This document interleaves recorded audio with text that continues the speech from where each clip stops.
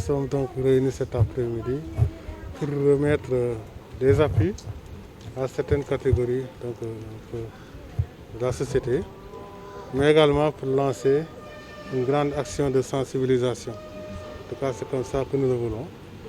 Vous savez que dans quelques jours, donc, on va lever l'état d'urgence sanitaire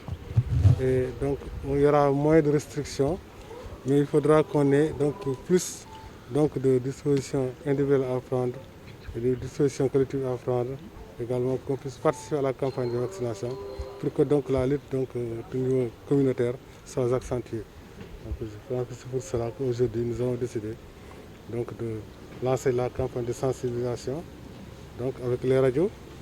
avec également les districts sanitaires. Nous avons décidé d'appuyer pour faire de la sensibilisation au plus près, donc de manière ciblée. Mais nous avons également décidé d'aider les personnes handicapées, donc dans toutes les formes d'handicap,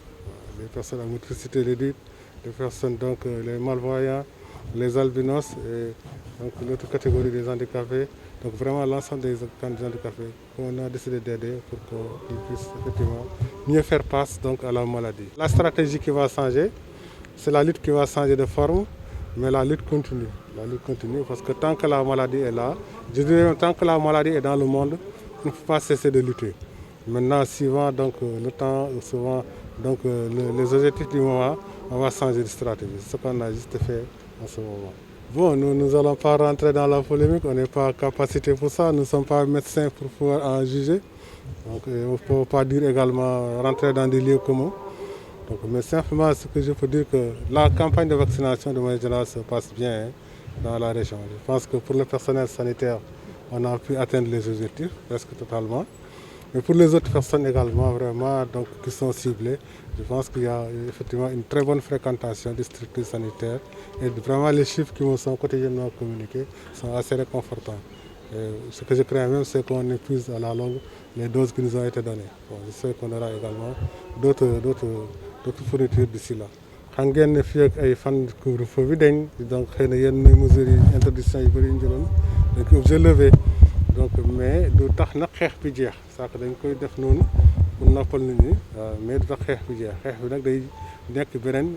façon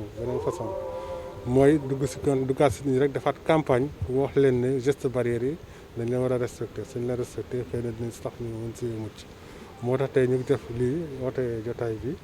pour mën a jox yenn nit ñi yoo xam ne si seen biir lañ nekk ñu ànd ak ñoom di liggéey mun leen jàppale si xam ne seen i soxla mun leen jàppale seen soxla mun leen jàppale tamit si xeex bi dinañ joxe ay kit alimentaire dinañ joxe ay kit sanitaire ay personnes yoo xam ne dañu naan dañoo am handicap muy ñu xam ne soit dañoo am laago comme on dit ñu xam ne dañoo gumba wala seen tànk mooy leen ñu dox nañu liggéey wala dañoo am puune yeeg ñu mel noonu ñu war a jàppale donc ñu jox leen ku nekk kit alimentaire kit sanitaire jàppale leen tamit tuuti sa xaalis loo xam ne dañ ko mën a dimbali ko mais également jàppale nañ rajo yi enfin assigné nañ contrat ak rajo yi pour que ñoom ñu mën a def campagne di def donc ay lancer slogan ay message pour mën a wax nit ñi nañ gën a fagaru mais surtout nañ dem ci campagne de vaccination bi mais également jàppale nañ district yi pour que ñoom tamit ñu mën a dem xam ne fa la ñu yaakaar ne fa la ñu war a dem pour mun fa waxtaanee wala mun fa waxee wala mun fa def sensibilisation pour que nit ñi mën a gën a toppatoo mbiru maladie bi gën a taxaw si xeexu maladie bi donc yooyu moom xaalis bu ñu leen jox la ay yoo xam ne dañuy dem pour ñëw mën a def léegi xeex boobu loolu daal mooy taxoon tey ñu taxaw fi woo leen donc mooy mébét bi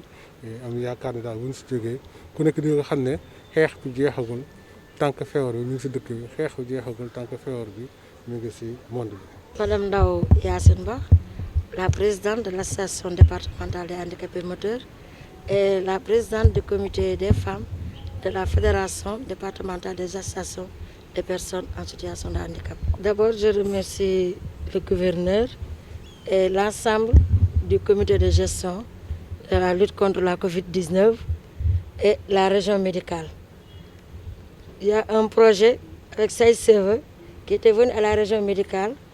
pour une campagne de sensibilisation sur la COVID-19 en faveur des personnes en situation de handicap. C'est à partir de cette activité que le président du MPSS, le mouvement social pour le progrès social des aveugles du Sénégal, qui a sollicité Madame Bintegué de la région médicale que les personnes handicapées ne peuvent pas lutter contre la Covid-19 sans être appuyées. C'est cause pour laquelle aujourd'hui que ce don, nous les avons reçus. Donc nous remercions l'ensemble des membres du comité de gestion de la Covid-19. Ce don est venu à l'heure parce que tout le monde sait qu'avec la Covid, elle a impacté toutes les activités des personnes en situation de handicap. On sait que depuis 2019, décembre 2019, on ne voit plus de partenaires qui venaient au Sénégal pour appuyer les personnes en situation de handicap, surtout les structures de personnes en situation de handicap. Comité de gestion contre la Covid-19 bi di si jaar région médicale ak action sociale monsieur Lay maa ngi koy nuyu ndax ñun mënuñu wax te tudduñu le service régional de l'action sociale ndaxte lépp ñoom la ñu ngi koy remercier di wax ni bu ñu waxee gouverneur ëmb na ñëpp waaye comme ñooy sunu ministre tutelle war nañ ko tudd ñu ngi leen di remercier di leen gërëm ndax lii ñu ngi ko jaarale ci programme SAICF bi nga xamante ni dañ doon sensibiliser les personnes handicapées sur la lutte contre la Covid-19 bi ñu demee MPSS ci la président bi wax ni mënuñu xeex Covid bi te jàppale wuñu handicapé yi war a teg dara seen loxo loo xam mën nañ ko demee kon tey loolu moo indi doom bi kon ñu ngi leen di gërëm yéen ñëpp di leen sant te xam ne ñëw na fi mu war a ñëwee. soxla nañ ko trop parce que gis ñu ko leen jàppale te gis nañu bi ñu fi séddale kit yi dañ ne woon les bénéficiaires de la carte d'égalité des chances te gis nañu li si ëpp si handicapé am ñu carte d'égalité des chances.